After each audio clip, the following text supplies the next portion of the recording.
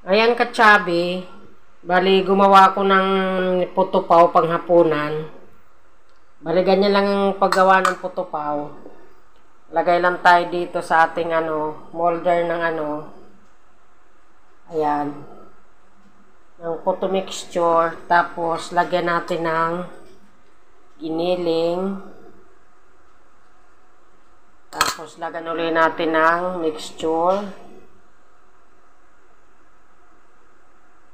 Ayan, tapos lagyan natin ng itlog na maalat.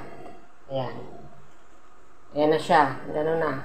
Itong giniling, inano ko lang to ng konting food color, tapos ginisa ko lang siya sa konting bawang, konting sibuyas, yung sibuyas na powder, tsaka yung bawang, nilagay ko dyan. Kasi lagyan ko ng konting ketchup, tsaka konting magic. Ayan. Bali ito, dalawang cup yan na all-purpose flour.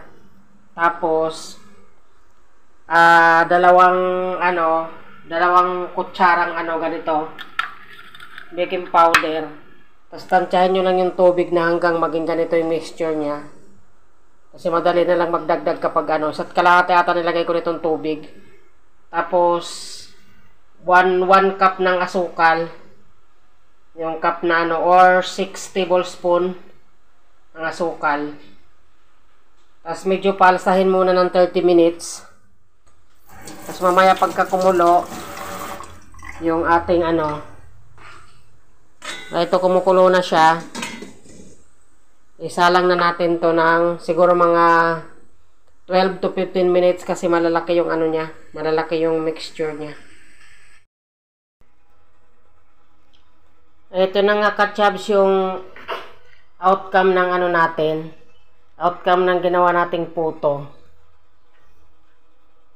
Pag hindi pa kayo sure kung luto na sa 15 minutes, mag-toothpick test kayo.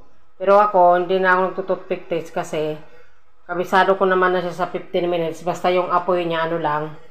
Yung wag lang masyadong malakas, yung medium lang. Tapos wag lang tayo panay bukas ng ng steamer natin para hindi makalabas yung Basta pag ganito siya kalalaki, yan hindi ko pa na-unmold kasi mainit pa. Basta pag ganito kalalaki, 15 minutes talaga. Pero pag maliliit pa dyan, 10 hanggang 12 minutes lang. Yan kasi malalaki. Ayan ka-chubs, kung nagustuhan mo yung video at nagustuhan mo yung pagluto ng putupaw, ilalagay ko na lang yung ibang mga sa description, yung ibang mga sangkap. Malay mo din kung merong birthday sa inyo, makapag-try ka rin na magluto. Kung nagustuhan mo yung pagluto ng putupaw, nagustuhan mo yung video, try mo naman katsabi mag-like, mag-subscribe. Happy Sunday sa atin. Ayun lang. Thanks for watching.